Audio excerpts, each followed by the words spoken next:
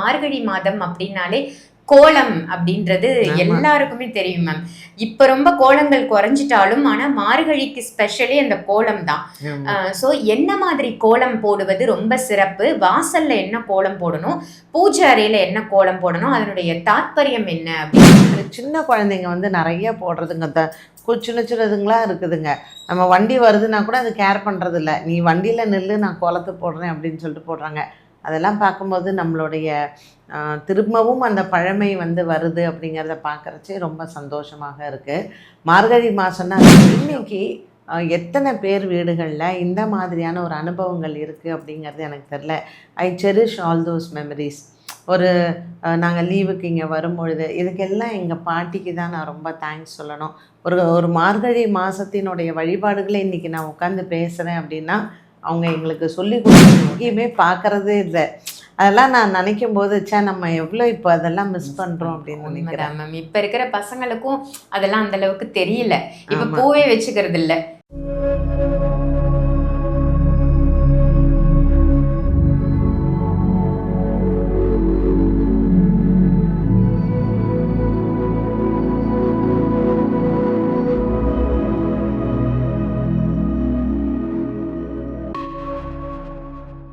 ஆன்மீக பரிகார நேயர்கள் அனைவருக்கும் அன்பான வணக்கங்கள். இன்னைக்கு நம்ம யாரை சந்திக்க வந்திருக்கோம் அப்படின்னு பார்த்தீங்கன்னா அஸ்ட்ராலஜர் பாரதி ஸ்ரீதர் மேடம் தான் சந்திக்க வந்திருக்கோம். வணக்கம் மேம். வணக்கம்மா.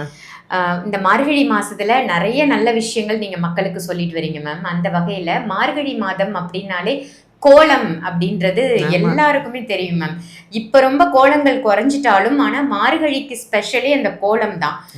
ஸோ என்ன மாதிரி கோலம் போடுவது ரொம்ப சிறப்பு, வாசல்ல என்ன கோலம் போடணும், பூஜை அறையில என்ன கோலம் போடணும், அதனுடைய தாத்பரியம் என்ன அப்படின்னு மக்களுக்கு சொல்லுங்க மேம். இப்போ கோலம் போடுறது குறையலை.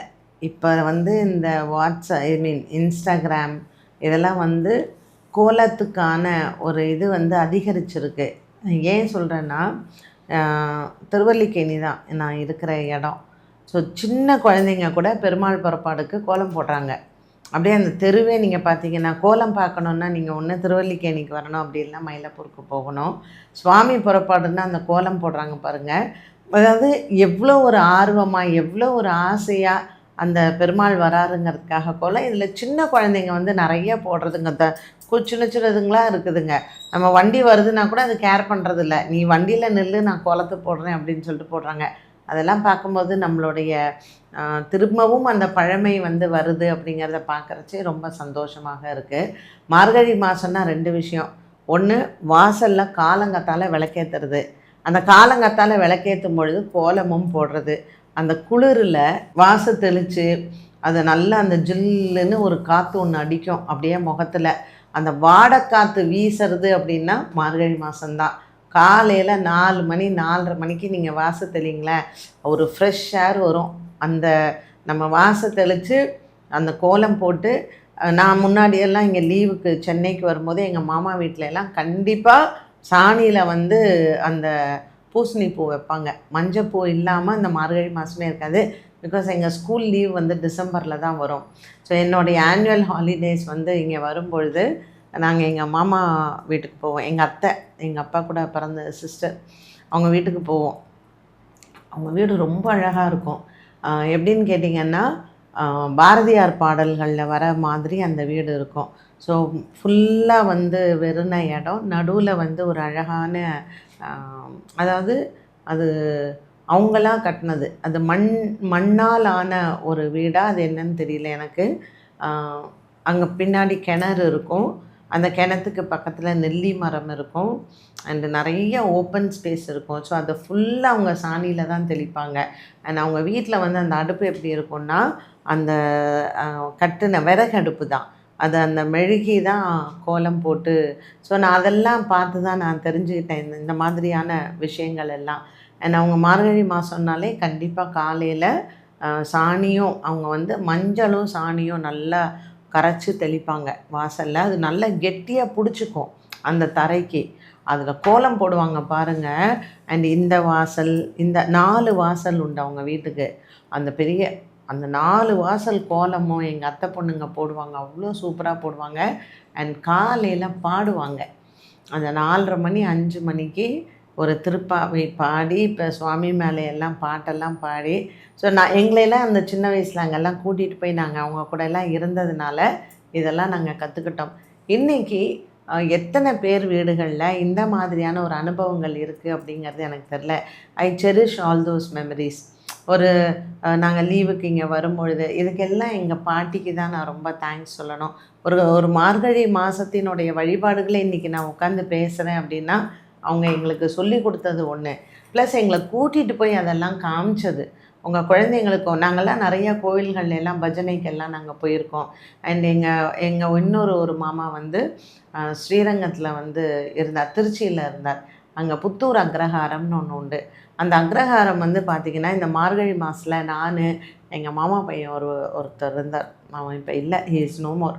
அந்த பொங்கலுக்காக நாங்கள் அடிச்சுக்கிட்டு கோவிலுக்கு வந்து போவோம். அந்த மார்கழி மாதம் பொங்கலுக்குனே அந்த குளிரில் காலையில் கோயிலுக்கு போயிட்டு சூடாக அந்த பொங்கல் சாப்பிட்றது, இதெல்லாம் நான் சொல்லும் பொழுது நிறைய பேர் நீங்கள் விஷுவலைஸ் பண்ணலாம்.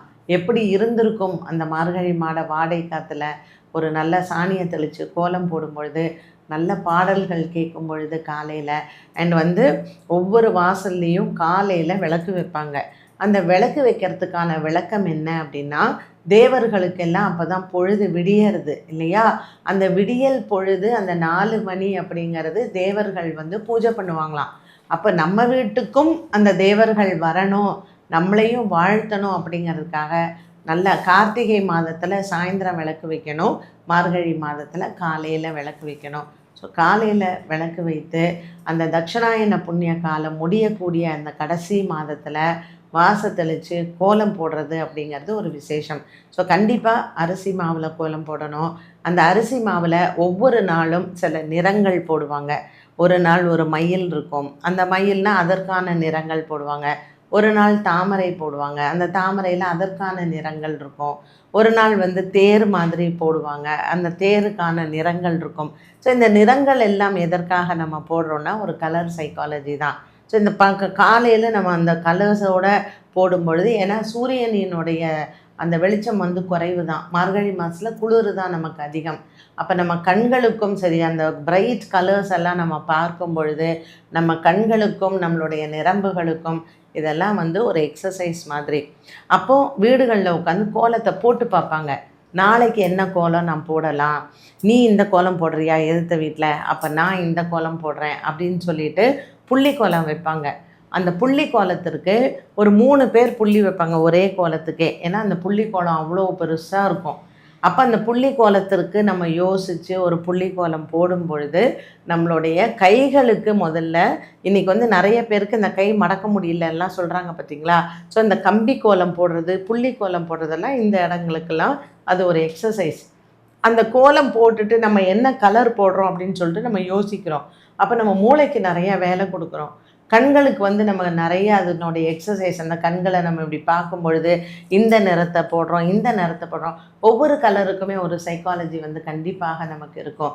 அது உடம்புக்கும் நம்மளுடைய மனதிற்கும் நம்ம மூளை வேலை செய்கிறதுக்குள்ள அது வந்து நம்ம நரம்புகளை வந்து நல்லா ரீசார்ஜ் பண்ணிவிடும். ஸோ இந்த மார்கழி மாதம் 30 நாளும் கோலங்களுக்கு நம்ம ஏன் முக்கியத்துவம் கொடுக்குறோன்னா, இது வந்து வெயில் வந்து ரொம்ப குறைஞ்சிருக்கிற ஒரு காலம், ஒரு சோம்பேறித்தனம் நமக்குள்ளேயே இருக்கும். அப்போ நம்மளை சுறுசுறுப்பு படுத்திக்கிறதுக்கும் நம்மளுடைய மூளை வேலை செய்கிறதுக்கும் நமக்கு காலையில் அந்த 4:30 மணி 5 மணிக்கு இதெல்லாம் நம்ம பண்ணும்பொழுது லேடிஸ்க்கு த என்டையர் டே அதுக்கப்புறம் நம்ம பிரிஸ்காக இருப்போம். அதனால தான் காலையில் பச்சை தண்ணியில் குளித்து சாமி ஸ்லோகம் சொல்லி கோலம் போட்டு வாசலில் விளக்கேற்றி அப்புறம் சுவாமிக்கும் விளக்கேற்றி திருப்பாவை திருவம்பாவை சொல்லி நம்ம இருக்கக்கூடிய இந்த கண்ணனை எல்லாம் மனசில் நல்லா பிரார்த்தனை பண்ணிவிட்டு நிறைய பேர் காலையில் பஜனை எல்லாம் பாடிட்டு போகும்பொழுது நம்மளை சுறுசுறுப்பாக்கிறதுக்காக தான். ஸோ சூரியனினுடைய தாக்கம் மகர தனுசில் இருக்கும் பொழுது நமக்கு அது ரொம்ப குளிர்காலம் இது மார்கழி மாதம்.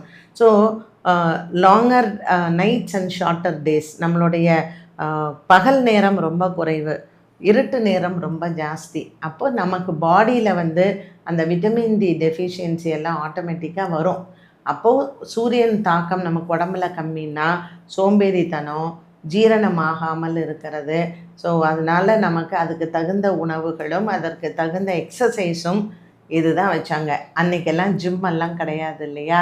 ஸோ இந்த கோலம் போடுறதும் விளக்கேற்றுறதும் திருப்பாவை சொல்கிறதும் திருவம்பாவை சொல்கிறதும் கோவில் பஜனைகளில் போய் கலந்துக்கிறதும் தான் மார்கழி மாதத்துலேயே ரொம்ப சிறப்பு.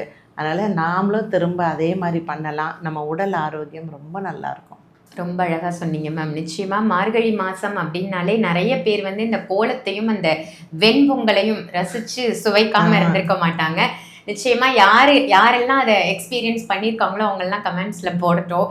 நானும் இதெல்லாம் என்னோட சின்ன வயசுல எனக்கு என்னுடைய சைல்ட்ஹுட் மெமரிஸ் வந்து மார்கழி மாதத்துலலாம் ரொம்ப ரொம்ப நல்ல மெமரிஸ் எனக்கு.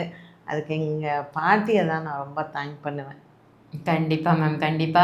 இன்னைக்கு நீங்க நிறைய பேருக்கு ஒரு அம்மாவா ஒரு தங்கையா இருந்து இவ்வளோ நிறைய நல்ல விஷயங்களை கொண்டு போய் சேர்க்குறீங்க. ரொம்ப ஒரு சிறப்பான பதிவா இந்த எனக்கு வந்து நான் பார்த்துருக்கேன். இந்த டிசம்பர் மாசத்துல தான் இந்த டிசம்பர் பூ நிறைய பூக்கும். ஆமா மேம், கலர் கலரா. இப்ப அதெல்லாம் வச்சுக்கிறதுக்கே ரொம்ப ஷை பண்றாங்க மேம். அப்பெல்லாம் ஸ்கூல் பசங்க எல்லார் தலையிலயும் ஐயோ, சென்னையிலேயே நாங்க வந்து தூத்துக்குடியில இருந்து சென்னைக்கு இந்த டிசம்பர் மாசம் லீவ்ல நாங்க வருவோம். எங்க பாட்டி வந்து ஷீல் மேக் ஷுவர் இங்க வரணும் அப்படின்னு சொல்லிட்டு நாங்க லீவுக்கு வருவோம். நான், என் சிஸ்டர், என் தம்பி, எங்க அம்மா எல்லாரும் நாங்க வருவோம். இந்த லீவுக்கு வரும்போதெல்லாம் இங்கே நிறைய பூ விற்கிறவங்கள பார்க்கும்போது இந்த டிசம்பர் பூ தான் கலர் கலராக இருக்கும். ஒரு நல்ல பிங்க்ல இருக்கும், ஒயிட்ல இருக்கும். ஸோ ஒவ்வொரு நாள் எங்கள் அம்மாவோட சித்தி இருக்காங்க, இன்னும் ஷீஸ் அலைவங்க. அந்த சித்தி வந்து ஸ்கூலில் ஒர்க் பண்ணாங்க. அவங்க அந்த டிசம்பர் பூவில் இன்றைக்கி உனக்கு என்ன கலர் வேணும், என்ன நாங்கள் போட்டுக்கிற ட்ரெஸ்ஸு கலருக்கு ஏற்ற மாதிரி அந்த டிசம்பர் பூ வாங்கி கொடுப்பாங்க. ஏன்னா எனக்கு தூத்துக்குடியில் அந்த டிசம்பர் பூவெல்லாம் கிடைக்காது. பட் இங்கே நான் சென்னையிலேயே இப்போல்லாம் டிசம்பர் பூவே பார்க்குறதே இல்லை. அதுவே ரொம்ப அதிசயமாக இருக்குது டிசம்பர் பூ பார்க்குறது. உண்மைதான் மேம். இந்த கனகாம்பரமும் டிசம்பரும் எல்லாமே போயிடுச்சு. ஆமாம், கனகாம்பரம் கூட எனக்கு அவ்வளோவா இஷ்டம். ஆனால் டிசம்பர் பூ ரொம்ப பிடிக்கும். எங்கேயுமே பார்க்குறதே இல்லை. அதெல்லாம் நான் நினைக்கும் போது நம்ம எவ்வளோ இப்போ அதெல்லாம் மிஸ் பண்ணுறோம் அப்படின்னு நினைக்கிறேன் மேம். இப்போ இருக்கிற பசங்களுக்கும் அதெல்லாம் அந்த அளவுக்கு தெரியல. இப்போ பூவே வச்சுக்கிறது இல்லை. மல்லிப்பூ முள்ள இருந்தாலுமே இவங்க வந்து ஃப்ரீ ஹேர்ல தான். அம்மா, இது வந்து கல்யாண பொண்ணே தலையை விரிச்சு போட்டுட்டு நிற்குது. அப்புறம் எங்கே நம்ம வந்து பூவை வைக்கிறது? ஸோ நான் நினச்சிருக்கேன் இந்த டிசம்பர் மாதத்தில் இந்த வாட்டி இந்த டிசம்பர் பூவை எல்லாம் கண்டுபிடிக்கலான்ட்டு. உண்மைதான். ஆமாம், ரொம்ப ரொம்ப அழகான பதிவாக கொடுத்தீங்க மேம். மக்களுக்கு ரொம்ப பிடிச்சிருக்குன்னு நினைக்கிறேன். நிச்சயமாக இந்த பதிவை எல்லாருக்குமே ஷேர் பண்ணுங்கள். நிறைய மெமரிஸ் உங்களுக்கும் கிடைக்கும். Thank you ma'am. நன்றிம்மா.